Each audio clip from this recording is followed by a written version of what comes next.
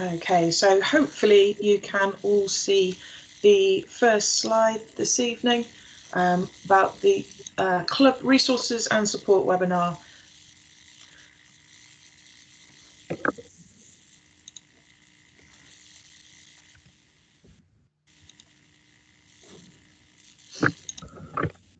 Okay, so welcome. As I said a minute ago, we're really grateful that you have made the time to be with us tonight.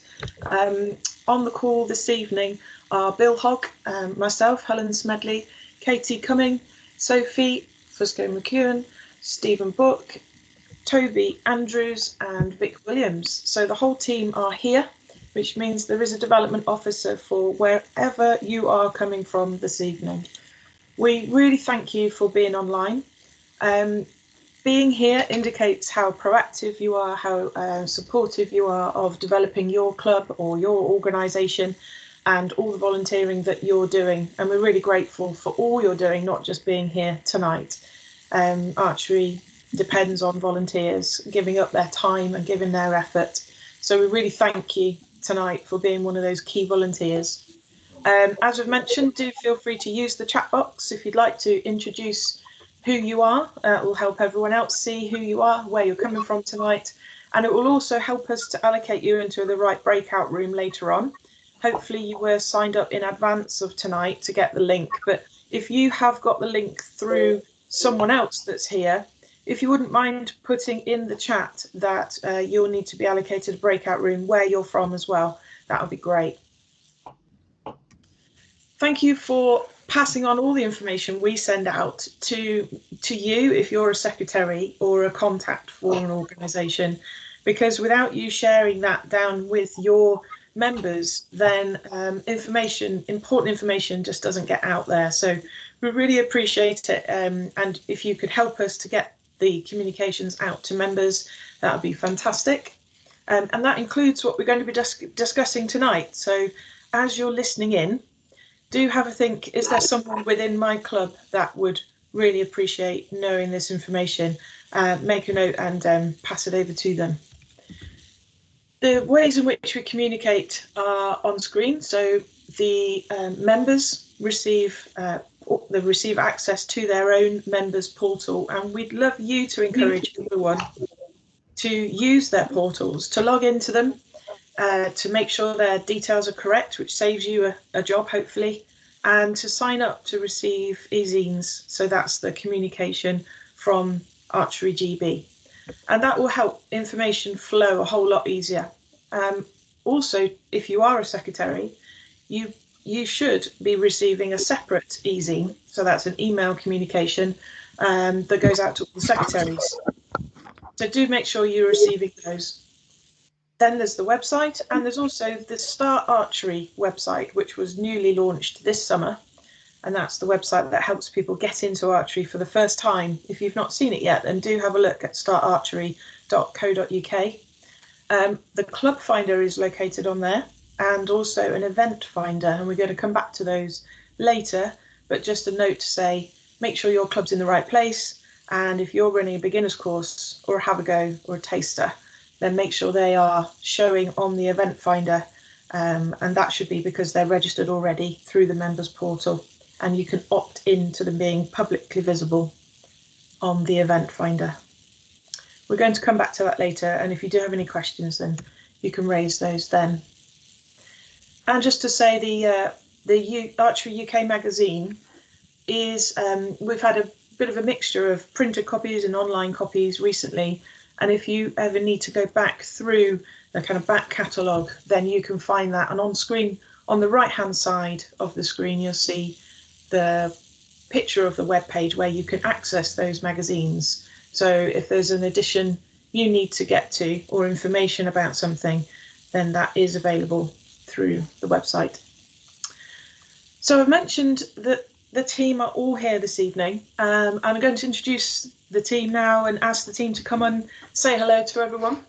So first up, we have Sophie from Archery Northern Ireland.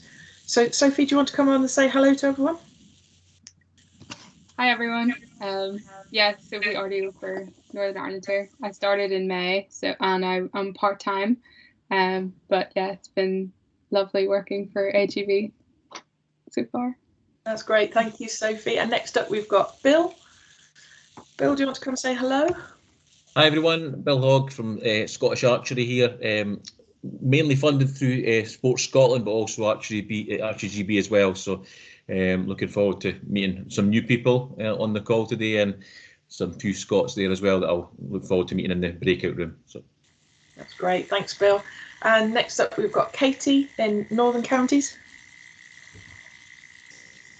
Hi everyone, Katie Cumming, as you said. So I'm your Northern Regional Development Officer, and I also deal with the volunteer programs and the judges.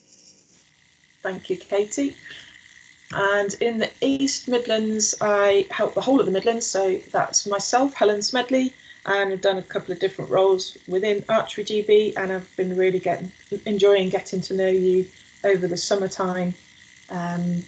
And then I'll hand over to Toby Andrews. Yeah, hi everyone, Toby from Southern Counties, and yeah, I've been in the role now for about 3 years now. That's great, thank you, Toby. And then we're going around the bottom of the diagram on the screen, so over to Stephen Book. Good evening everyone, nice to meet you all. I'm the Southwest Development Officer, and look forward to the chats later on. Thanks, Stephen. As I mentioned earlier, I oversee the whole of the Midlands, so those from the West Midlands, I'm your officer as well. So the counties, by the way, if there are counties, I've just popped them up on screen as well. And you're really welcome if you're here from a region, a home nation, or a county committee. And next, I'm going to hand over to Vic in Wales. Hi everyone. Yeah, I came into post earlier this month, so it's been about 3 weeks now, and I've been trying to catch up with as many people as I possibly can, and I'm looking forward to chatting with loads of you in the breakout session at the end. There's some familiar names in there, but there's also some people I have not met yet, so it'll be good. So I'll see you later. That's great. That's great. So that's the whole team of the development officers and the locations. So you should be able to see on screen. And the structure of Archery GB is really important. So those of you who have been involved or have touch base at county or regional level, if you have counties in your area, or at home nation level, if you're in Wales, Northern Ireland or Scotland. So that structure of a whole network of volunteers is really important, and how Archery GB is delivered. So we're really grateful for all those that serve in volunteer roles across the whole structure. So I'm going to hand over to Toby for the next screen. Okay, so yeah, this is what's called our Intro Archery resource, which is available on our website. Can be quite hard to find, but if you just type in Intro Archery, it will appear. And it basically just describes how a new archer can get into the sport, but also how a new club or a new leader perhaps would run a beginner's course for the club.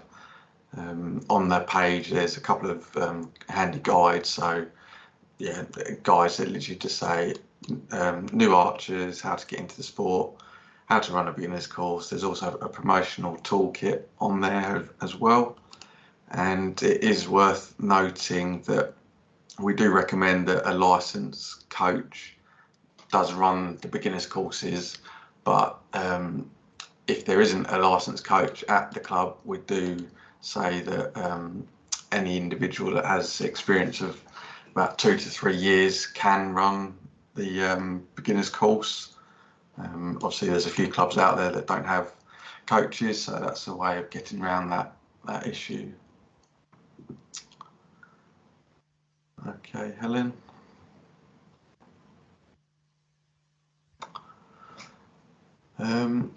Okay, so Boost is a program that has been designed to sort of not directly follow on from a beginner's course, but perhaps once an archer's been in the sport for a period of time after they've done a beginner's course, or even if they're a more experienced archer as well, it's designed for clubs to use to basically develop a series of a program with a series of sessions to emphasize a particular skill that the club might want to focus on, or even for an individual archer.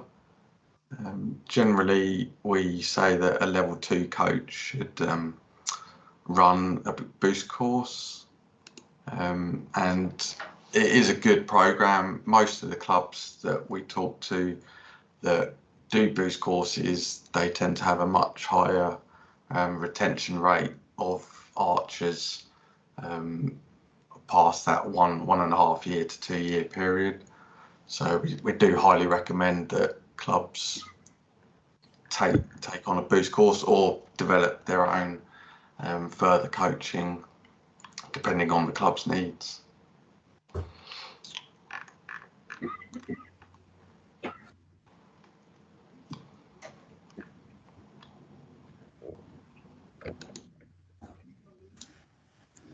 So I think the handy guides is my section, Helen. I'm right in saying that, aren't I?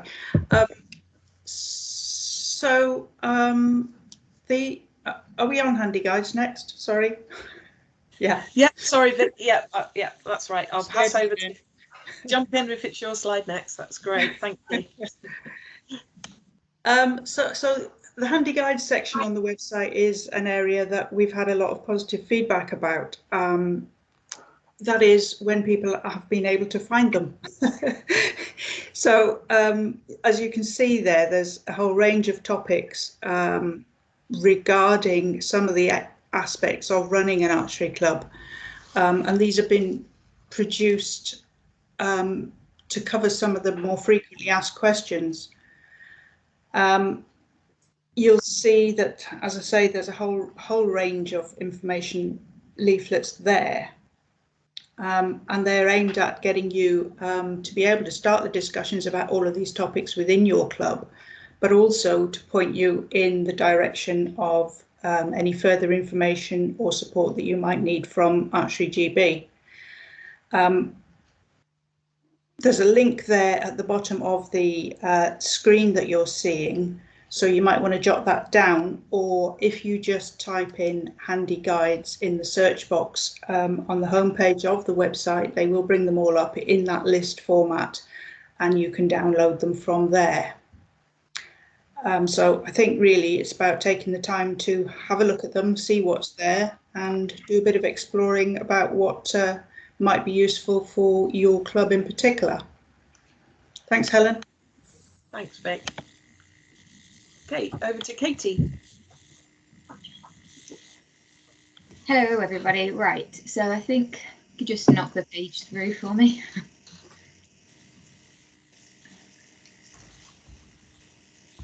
Helen, thank you. Right, so as Helen said earlier, volunteers are the biggest part of archery. We wouldn't be able to do anything without volunteers. So during COVID, but it also started prior to it, we started to try and push volunteering and how us as the NGB can actually start to help you in the clubs as well, actually get volunteers. So one of the ways we did it found some successes, but it wasn't as great as we anticipated. So as you can see at the bottom of here, we put a survey out to all of the members, and we got about 600 people who came back. Of those 600 people, further a survey was sent out, and we got about 250 who replied with what type of roles that they would like and what type of skills that they had. Alongside this, a survey also went out to all the clubs to see what type of volunteers that they were missing in their club. So we then tried to match the volunteers with the clubs within their counties. We had a few successes, but you know, there's still work to be done on that, and I'll go through that in a second. But also during this period of time, we've updated the website with the new volunteer page to try and go for a more task-based relationship with volunteers rather than necessarily trying to push a role on somebody, just saying to somebody, you know, could you just do this little bit of the role rather than necessarily the whole role, to just try and slowly bring people in. We've also created some role descriptors for you as clubs to use if you wanted to. These have all come from volunteers though. Myself and Gail Pink, who is the lead for the Midlands and North, had a volunteer working group and they created these with us. So these have come from clubs. They haven't just been created in our own heads. So it was great because we got the members to say what they felt the role was needed. We've also, as you're probably aware, this year done a Volunteers Awards evening to just make a little bit more impact on volunteers. So our next steps, one is we're creating a handy guide, which will be on the website in the next few weeks, which is about supporting volunteers, retaining volunteers, recruiting volunteers. So keep an eye out on that. But the next step here is trying to see if there's something that Archery GB can do to help clubs match volunteers with clubs. So this is our initial idea, which would be a survey once a year to members to see if they want to volunteer and be part of our volunteer database. And the club would have a survey to fill in every 6 months to say what, if any, gaps that they need filling in. And then on the website, we can then advertise the gaps that you have as a club, and the volunteers can see them. But also having a big database of volunteers allows us as the NGB as well, if there's any projects, we can send them across to you and you can be one of the first people to see them. So that's our next step. Please do contact me if you think there is another way or a better way for me to be able to help you get volunteers. And because I do know, I work on competition side as well, and I do know how hard it is to try and find volunteers and keep the volunteers. So if there's anything that you think that we should do to help, contact me and I'm more than willing to look at any ideas we can to make it easy for both the club and the volunteer. So we also have an ambassadors program, which I believe Stephen is going to go through. Thank you, Katie. As Katie said, we have a mentor and ambassadors program. This is started up in 2018. We assigned our volunteers, our ambassadors in 2019, right at the start of COVID. So kind of not much has happened there really. But the reason why we have that is obviously promote and develop archery at a local level. This kind of gets Archery GB get some feet on the ground at the club level. We can get more of an understanding of what's happening at clubs. Our ambassadors can obviously share their stories and their passion for archery and obviously all the work that they're doing and that clubs are doing. So it's not just about what they're doing, it's the clubs that they're impacting and the programs they're working with. Obviously it provides insight and feedback to us. And obviously it raises the profile of volunteering. So it's kind of an extra step to the volunteers, some recognition of what you're doing. Archery GB provide the training, the mentor support, access to learning curve, which most of us do have now these days. We get a kit and obviously national volunteering opportunities and work part as a team, helping to support each other. Next slide, please, Helen.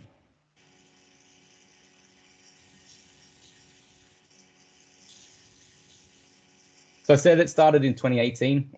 We recruited 28 ambassadors and 9 mentors in March 2019.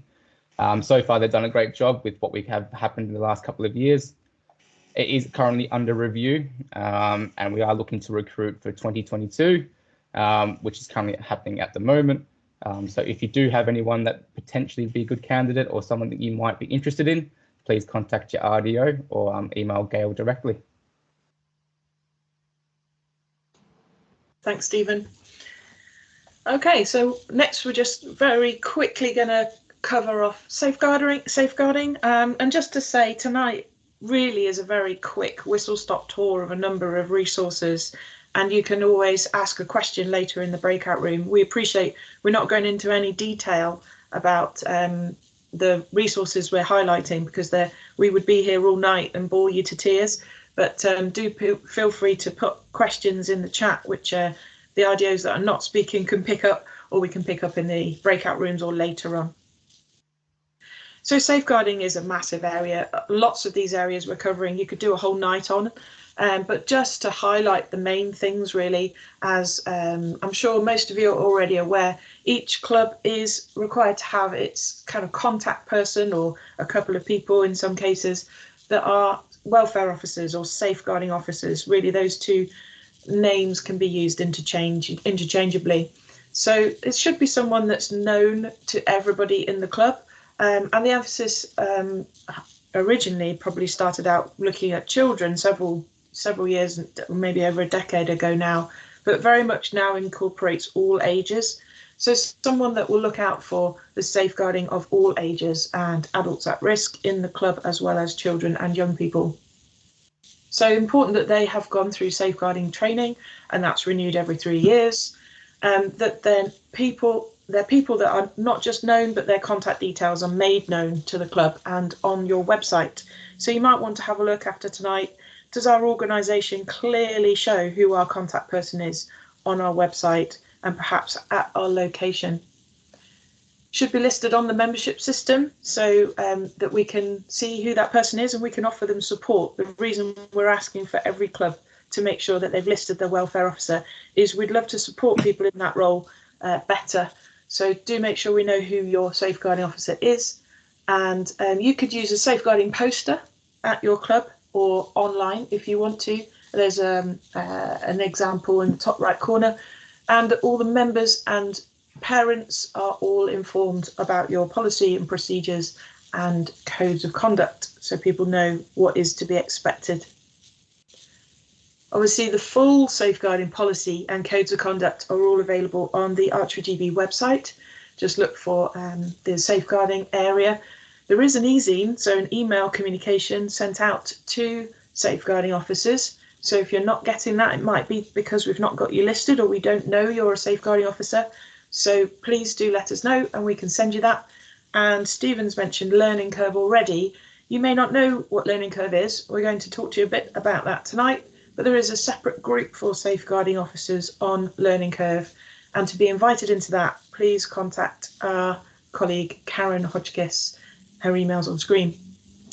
So background checks, regulated activity is a set definition across the whole of the country, not set by Archery GB. That's a national defined level of activity with vulnerable adults or children or young people. And we've got a handy flowchart on the Archery GB website in the safeguarding area under the DBS page, which tells you if someone would be able to, should take a DBS check or should be looking to do a PVG check in Scotland. So do have a look at the flow diagram if you're not sure. It's not the case that if you're just not sure, just put them through anyway.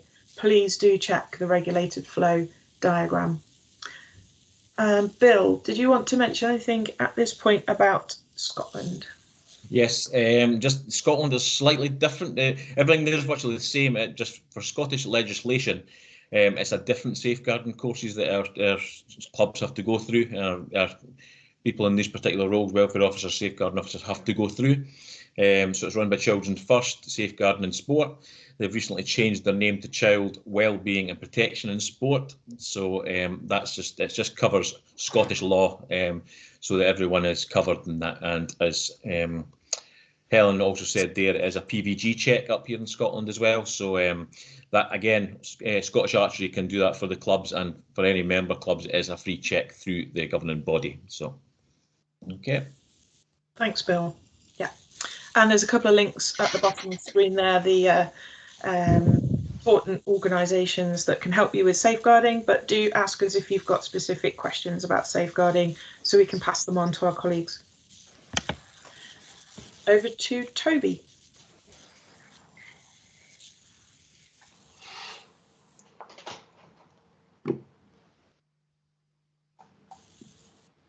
Thanks, Helen. Yeah, so these are our coaching training opportunities through AGB. So our first sort of entry level training are instructors. So as I say, it's for entry level people, probably people that have never experienced archery before. tend to be for learners like teachers for schools and activity centres, and that qualification lasts for 3 years. Our next course is our session coach, which is an equivalent of our sort of level 1, if you like. Sort of level 1.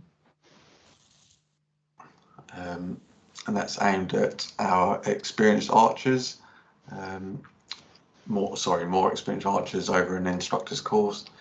It prepares learners to deliver engaging sessions for beginners, including how to design and deliver a beginner's course. And that has six modules in it. 4 of those are now online, and 2 of them are practical days. And that is all up and running now. For a long time, we haven't been doing the practical days for obvious reasons, but that is all back up and running. As far as the development coach course, though, that is still not fully up and running. There's actually only 1 module at the moment, which is the Empowering Archery module that is available for people to sign up to. So yeah, the other modules at the moment are being assessed and reviewed to have the classes put online, like the session coach, and then also in time getting the practical days up and running as well. And then if you want to take it even further, there are county coaching opportunities, and to do that you'd have to contact your regional coaching organiser to run those courses, and you find them in your area.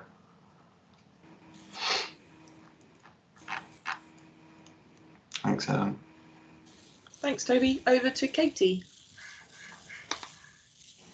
Okay, so judges. Obviously, judges are a huge part of archery. They're there for safety. They're there to help archers. There's different levels of judges. But if you want to become a judge, first off, you contact your JLO, which is your Judge Liaison Officer within your region. I have put the contact details there, or you contact judges@archerygb.org. If you just flick to the next one for me, and I'll show you here the judge pathway. So you start off as a candidate judge, where you will get a exam, which is usually around October time, and a practical, which is done throughout the year. You then can move to a county judge. Again, you'd have to do a practical and an exam to move to regional. The difference between the two is to be a chief of judge, so the person in charge of the judges, you have to be a regional judge at a record status shoot. But if it's a non-record status shoot, then a county judge level is absolutely fine. If you want to then move over to be a national judge is the COJ for a world record status shoot, which includes a head-to-head. So a regional can do COJ for any shoot as long as it's not as head-to-head. Then we do have international opportunities, which are there's youth judge programs, and there's ones for just WAE, and there's ones for World Archery too. So I've also put the link there as well, just so you can see the difference. With judging with Archery GB, it is run through 2 different working groups. So I have put them, we don't have to read it all now, but I have put a little bit about them, just so you can see that it's run by all of the JLOs, so each of the regions, plus 4 other people for the working group, so helping recruitment and retaining judges. Then we have another side to the judges group where there's 5 people who deal with all the training. So that's recently started in the last year. But hopefully it should put a bit more emphasis on judges, because judges seem to be always forgotten to the side. So it's just one of those things where we really need to push with judging. And hopefully having these 2 different groups will help that, because we can start showing people how much judges are required. Next, Helen. Awards. Okay, so as you're aware, we have non-record status shoots, UK and world. And there's different badges available from Archery GB and World Archery. Progress Awards here, I'm well aware that probably most of you as clubs do the 252 scheme. That isn't an Archery GB scheme, but it's run by most clubs.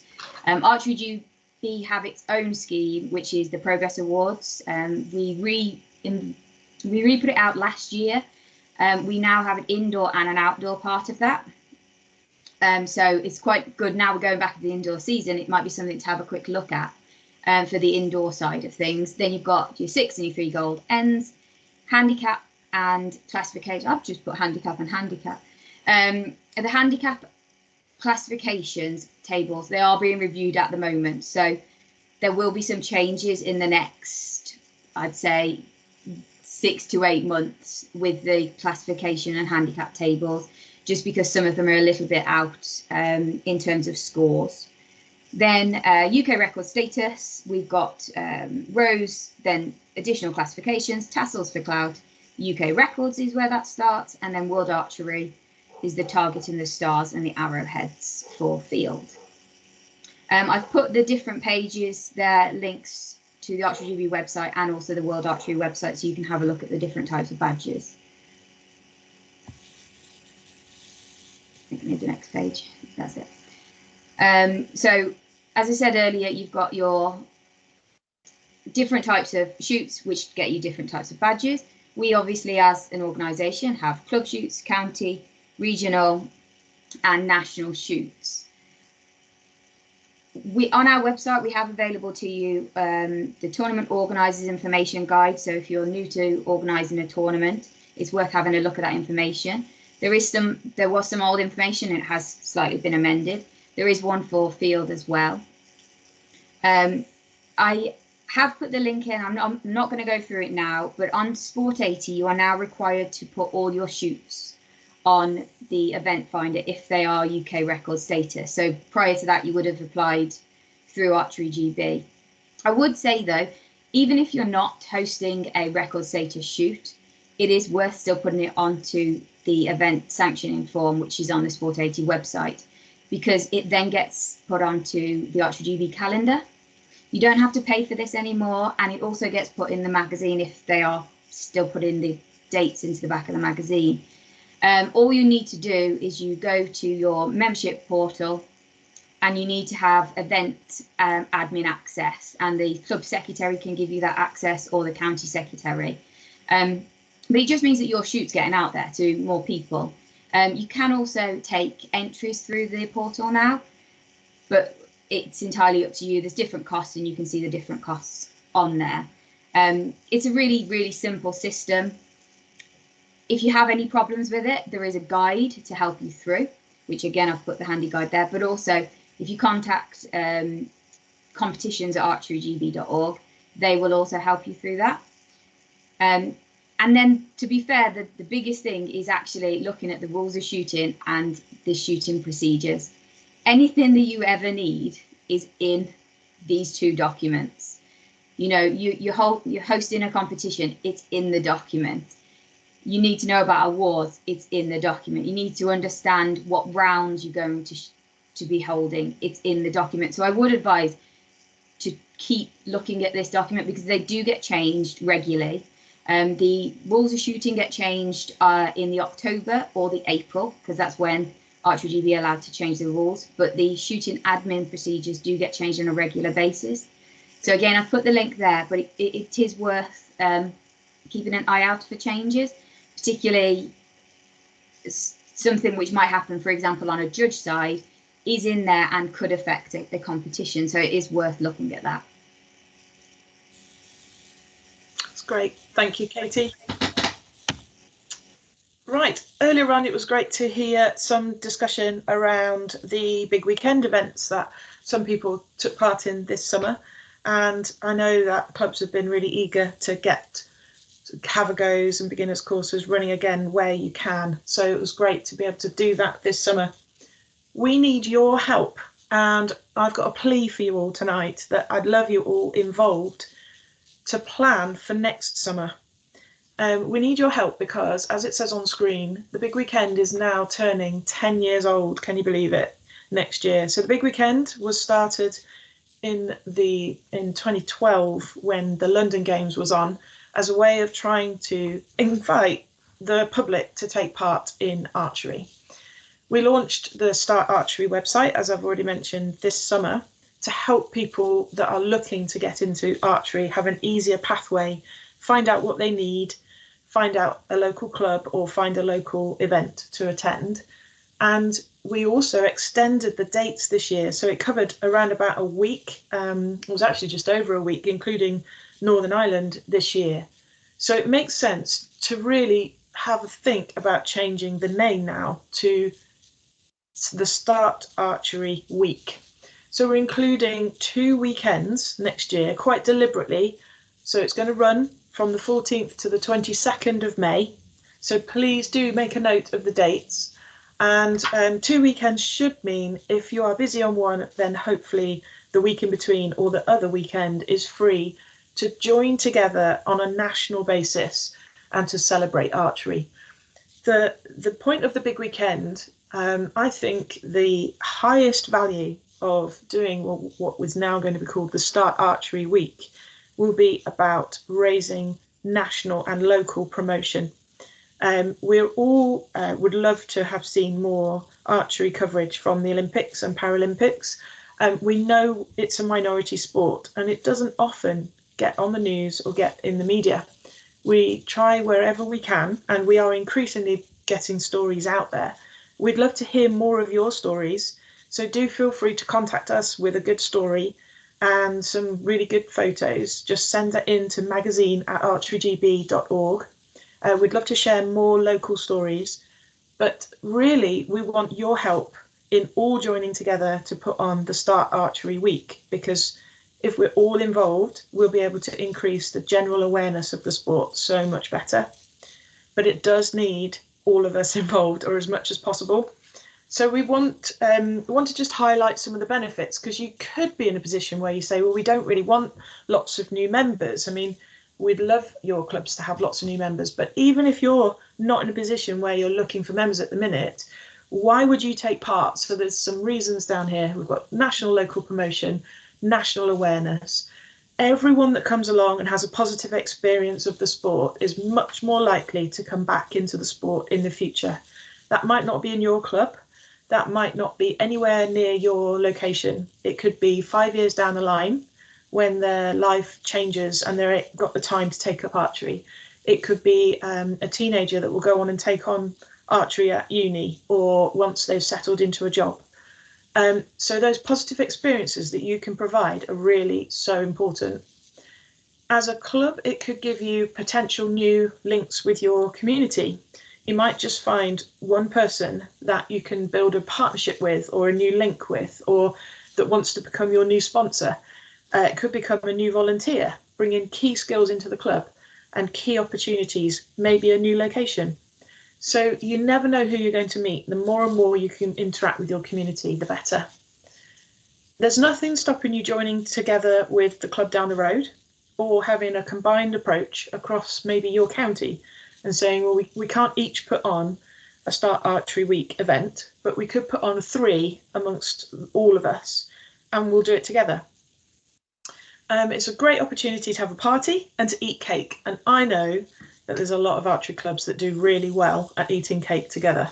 So please use this week, next summer, as an opportunity for you to throw a party. This summer, or certainly the summer before, we didn't really have that many opportunities to throw a really big party and get all your members together. This could be your opportunity. Even if you haven't got a massive focus on your community, why not contact all of your members and get everybody there, make a big deal, maybe invite some local dignitaries or important people, or even celebrities. You could have a joint open day with the local sports club. You could combine lots of events into one. We will provide a toolkit of resources to help you prepare, lots of ideas. And you will, sorry, we skipped on too far there.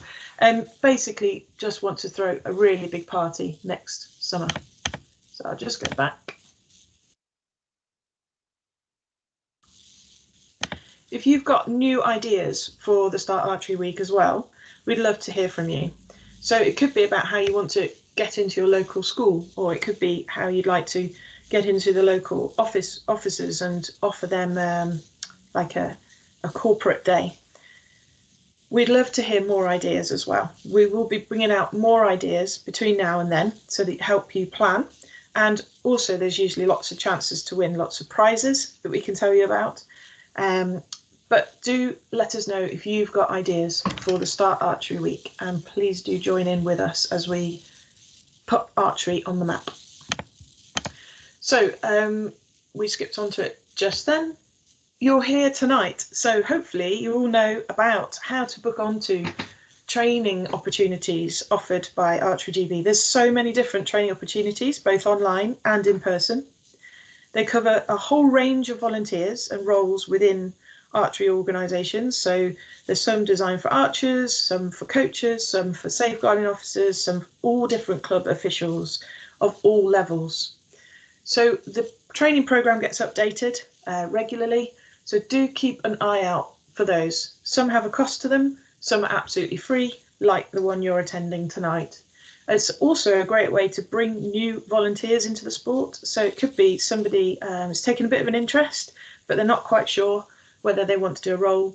Invite them along to either a webinar or an in-person event, and help them to meet other people with a real passion for the sport and is contagious.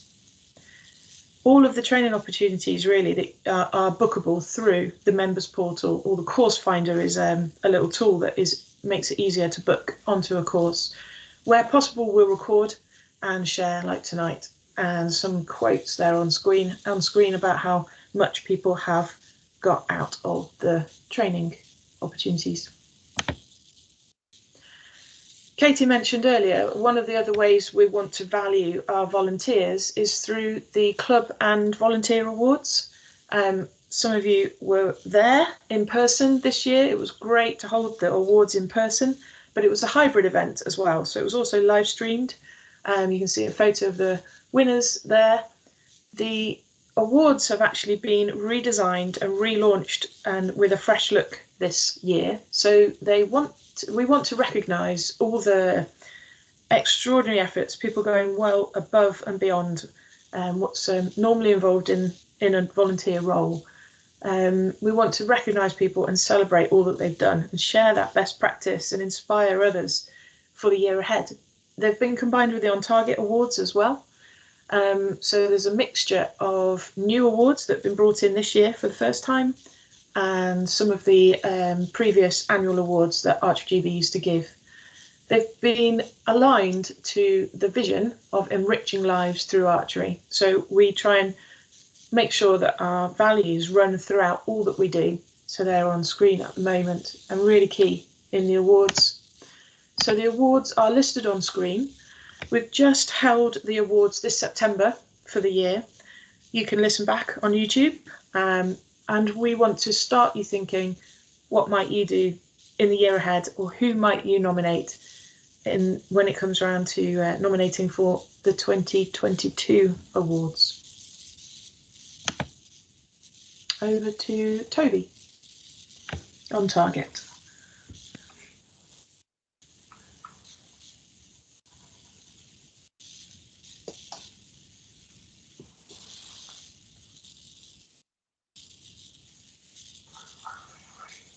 Thanks, Helen.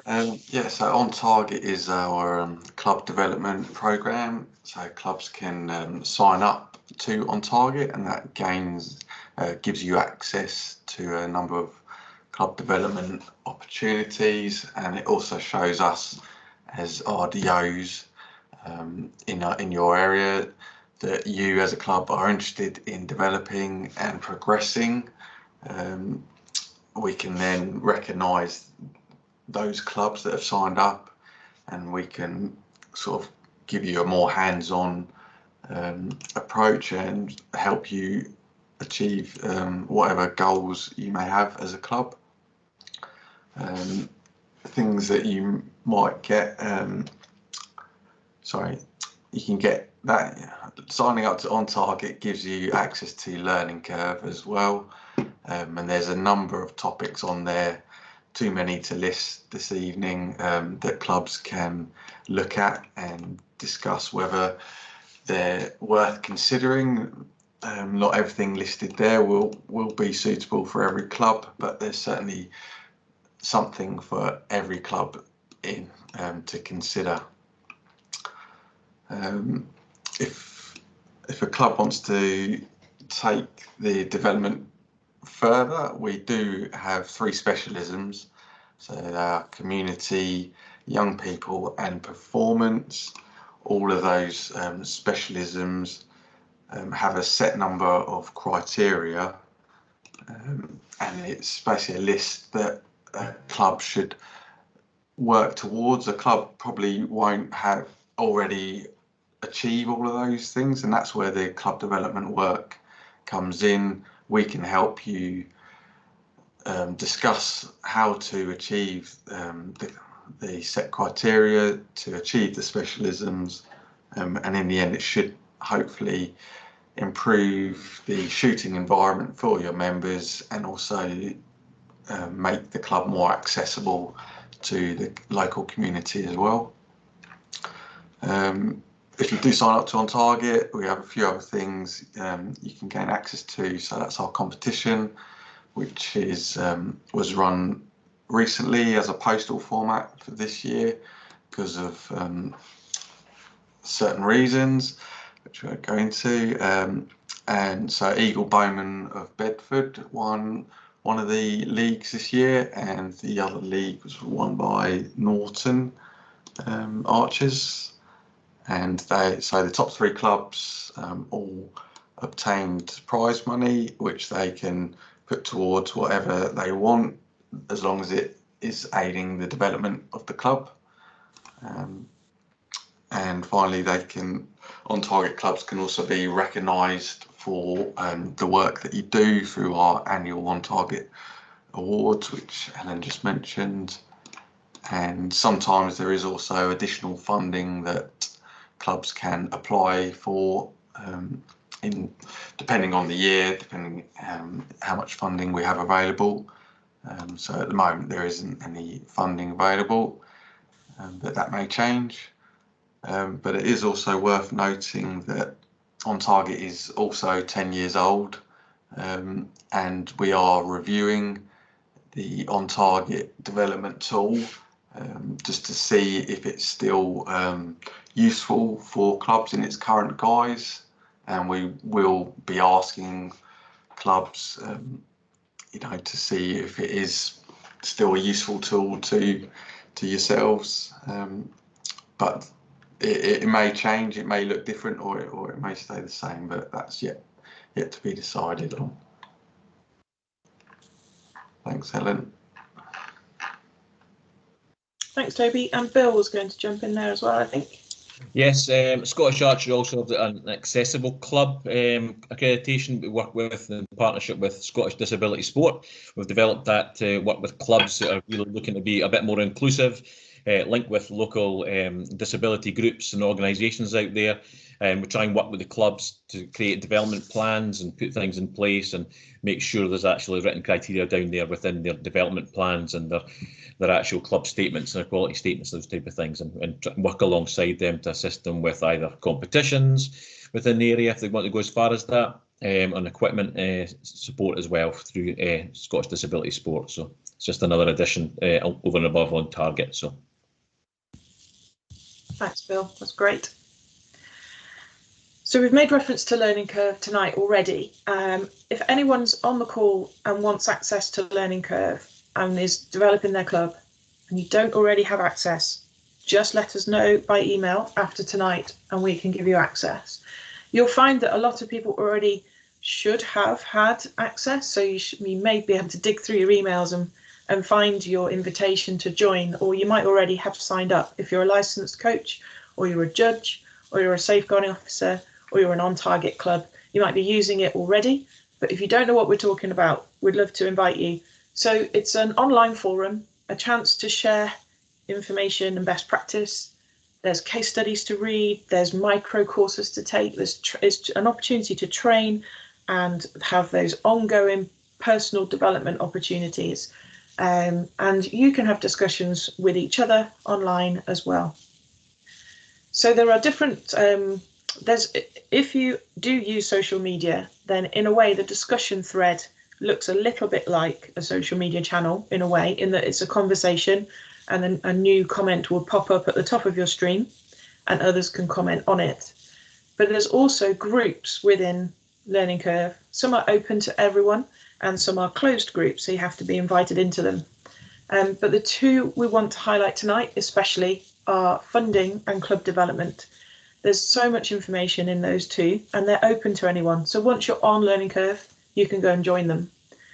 In each of the groups, it's split down into cards, and each card, as pictured on screen bottom right, tells you a different aspect of that group, and you can find out more in detail on the cards. You can comment in the cards as well or ask questions. There are micro courses, so you can take a course that helps you really engage with a particular topic, and there are new micro courses being added. And then I've mentioned the group activity. It's sort of like the feed in the background. So if you're interested and you haven't got access, or you've lost your email and need inviting back in again, then let us know. We also wanted to highlight some of the ways that your club or a couple of volunteers could group together and reach out to schools or young people. It'd be it's so important to introduce young people to archery, have those positive experiences. So there's quite a lot of support already online, and Vic already mentioned there is a handy guide about developing school club links. We know lots of schools are already provided with archery. You're already going in and providing archery clubs or after school clubs perhaps. Could you offer archery maybe once or twice a year as part of their enrichment weeks, or an additional opportunity, even if you can't do it weekly or a more often, a more regular opportunity? We understand lots of people would love to, but they're busy during the day. But maybe once a year you could offer archery. Could you help young people in your local area that are trying to achieve their DOV award come along and do archery as their physical element? Did you know that archery is part of the school games network? So do you want to try and see if you can offer archery as part of the school games? What a great way to introduce archery to pretty much all the local schools in your area. So do have a look at all the resources we've got available. We've got help there on DOV, and all of the links above will help you to link with your local schools. There's also the Arrows resource that was created initially for primary school children with primary school children in mind, but now can be used with anyone you like. And it's so flexible in that it doesn't require formal archery experience to be able to deliver. You don't need a qualification. So maybe you could roll that out somewhere that you would struggle to roll out a usual archery have a go, or at a busy crowded event. So Arrows is really popular in schools as well. Maybe could you help fund a pack to your local school?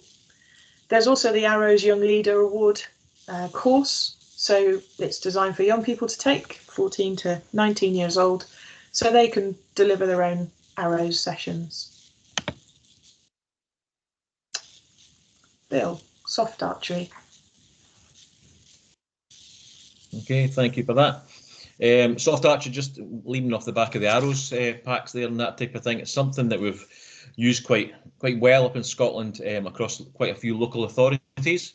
Can be able to play the video actually? Yeah. Helen, would that be okay? I won't play it too long, folks. Okay.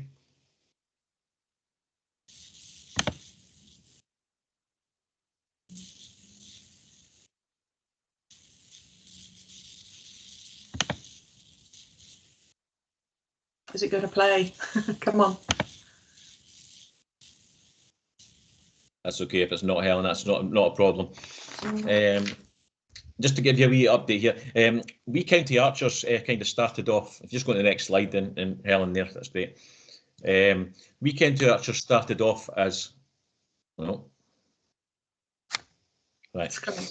Wee County Archers got their name because they're based in Clackmannanshire, which is the smallest local authority in Scotland. So they're known as the Wee County. So originally started off as an after-school club with Alison Mackey, the active schools manager in the area. She delivered soft archery within the schools. And the children loved it so much that it was decided that there would be a standalone soft archery club, community club set up within the local community. From that, parents, even some of the younger volunteers, became involved on the committee. And from now they're looking to become a full archery club with their own venue now as well. So they're looking to actually set up full archery as well as the kids have progressed further on. So I found it as a great tool here to get new people involved in the sport. We use it across quite a lot of local authorities now. We've got 6 local authorities now using it as part of their holiday programme. Last year, through COVID, we were quite lucky that archery was one of the sports that was allowed outside. So the local authorities came to me and asked about soft archery. And in quite a few of the local authorities, it became one of the top activities across all the sports that were delivered across their summer holiday programmes and their October holiday programmes as well. From that, now the challenge is to create maybe a few more wee counties in the area, or push them into clubs and try to tie other clubs involved to come along and assist, get that pathway there. We do have some great clubs up in Scotland that do really buy into the soft archery and go out and deliver soft archery themselves within the schools or within their actual club environment as well. But not just looking at schools and a pathway there, we've also developed it to work with other kind of groups. So we work very closely with the Scottish Ward Blinded Society, which is now called Sight Scotland. We go and deliver in there. Cerebral Palsy Scotland, we're about to start up with them. Alzheimer's Scotland and care homes as well. So looking at the elderly there, going and just make them more active, help with their mental health.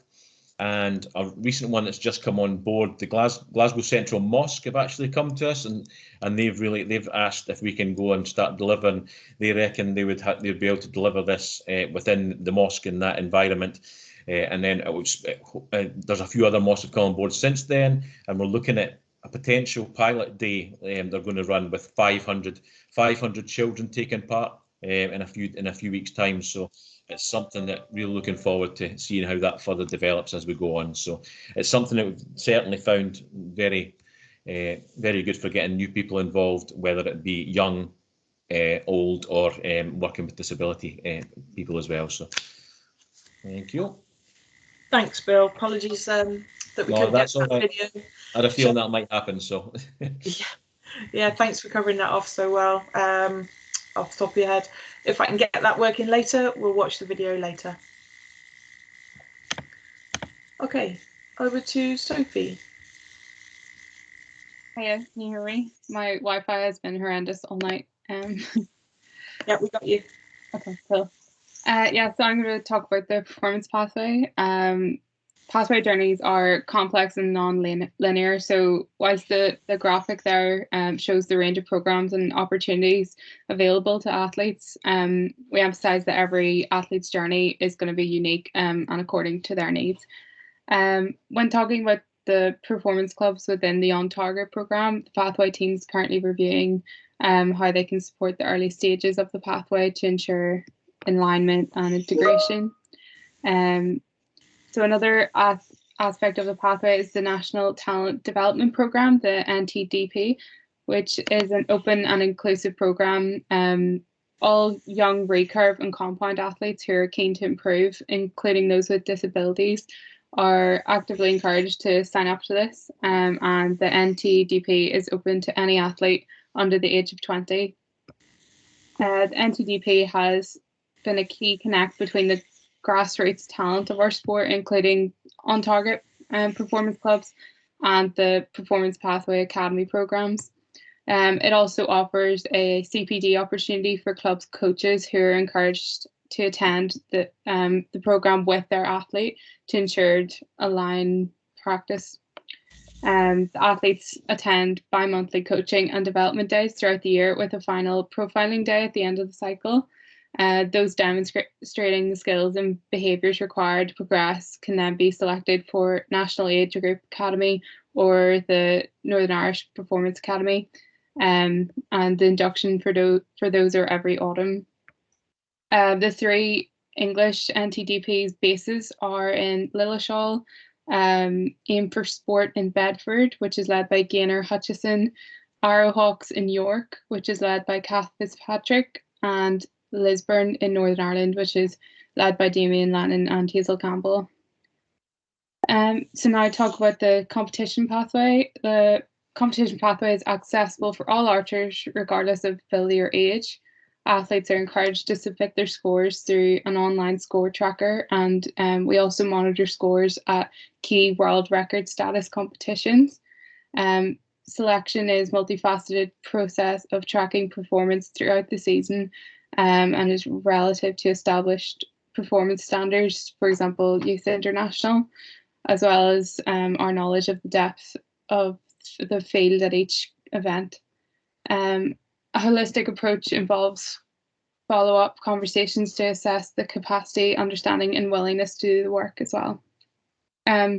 We have made significant reforms to the youth competition pathway to ensure it aligns to the international format and provides quality development opportunities for both programme and non-programme athletes as well.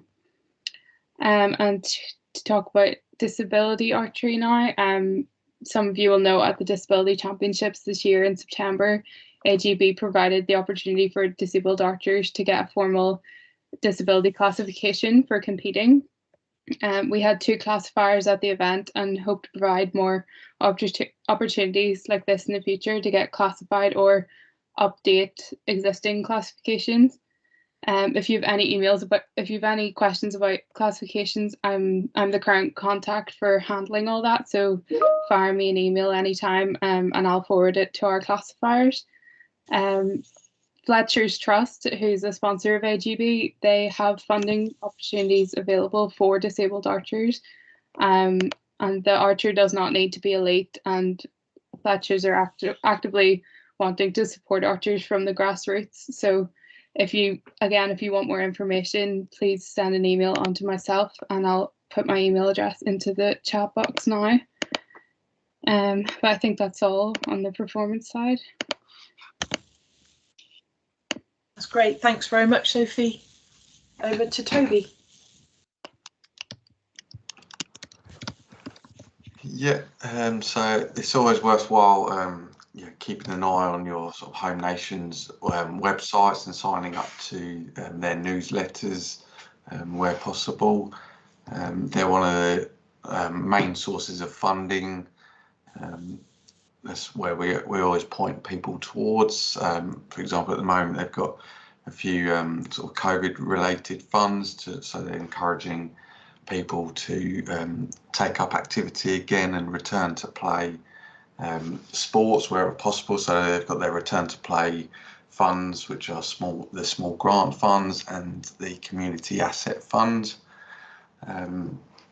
And they range from sort of small amounts of money to very large amounts of money, and they'll pretty much cater for anything as long as you can fulfil whatever criteria they are looking for at that time.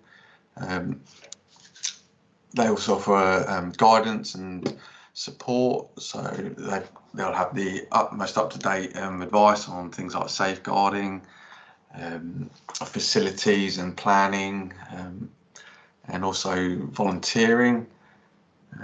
They've also got a brand new digital marketing hub, which is free to sign up to. The hub combines online learning. It's got a number of modules that you can take, and there's also a series of live webinars, and there's also networking opportunities as well. And that's all just around developing your club's marketing and just developing the skills of whoever's in charge of doing that job for your club. Sport England also has a resource called Club Matters, so that's also free to sign up to. There is a much greater range of resources similar to what we have on Learning Curve, but not specific to archery. So it's always good to see what other clubs are doing and other sports as well. And yeah, in there's a much greater range of toolkits and guidance and resources. They also offer free workshops as well, similar to our programme. And there's also the other bodies there as well. So you've got Sport Scotland in Scotland, Sport Wales and Sport Northern Ireland.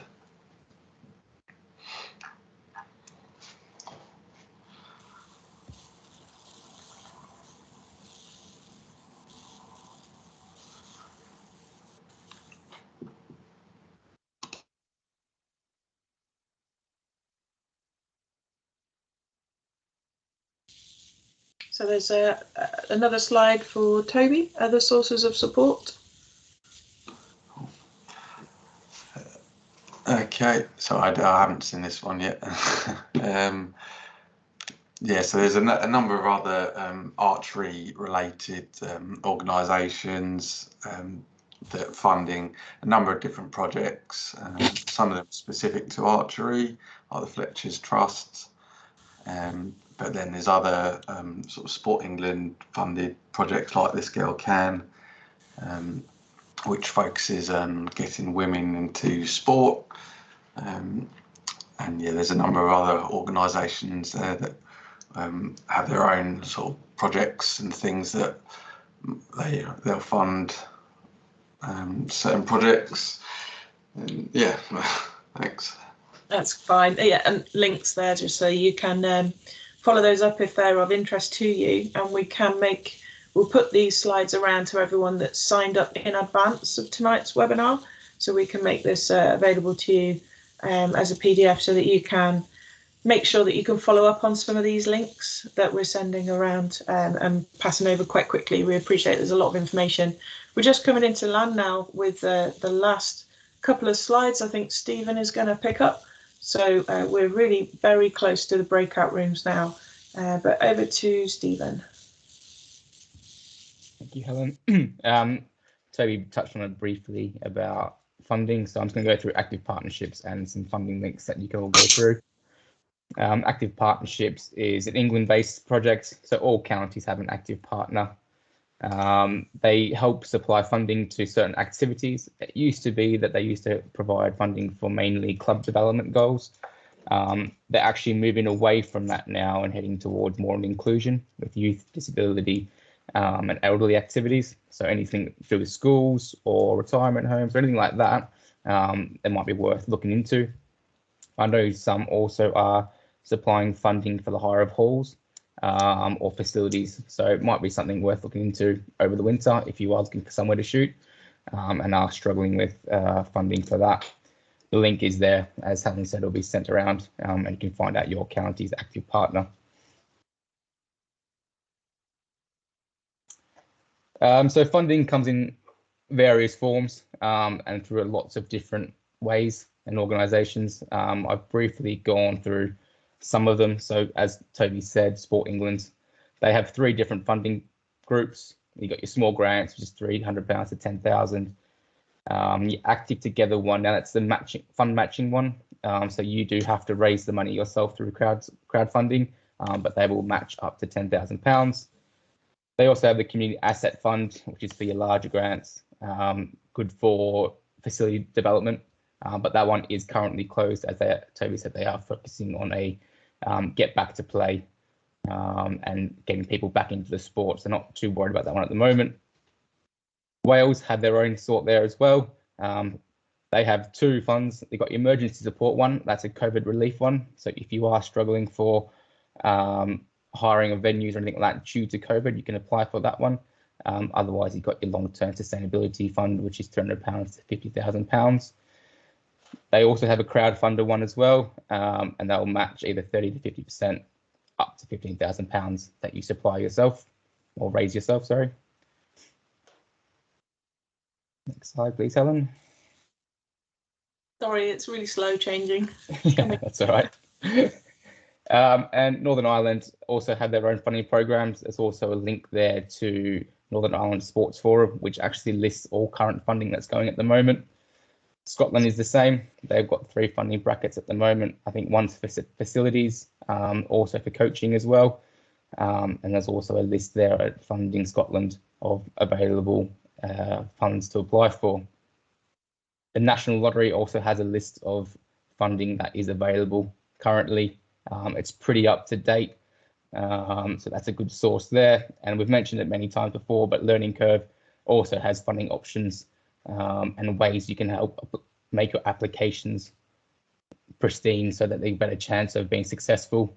I'm sure all the RDOs will be happy to help out clubs apply for funding, whether it's providing certain information or even letters of support. So it's something to speak to your RDO, your relevant RDO, and they'll be able to assist you with.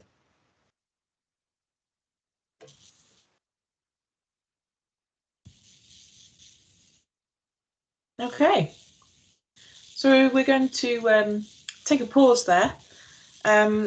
We are going to stop the recording there because the recording will be available via the Archery DB YouTube channel in around a week or so. And there is a back catalogue there of other webinars we've recorded. So feel free to have a look at those.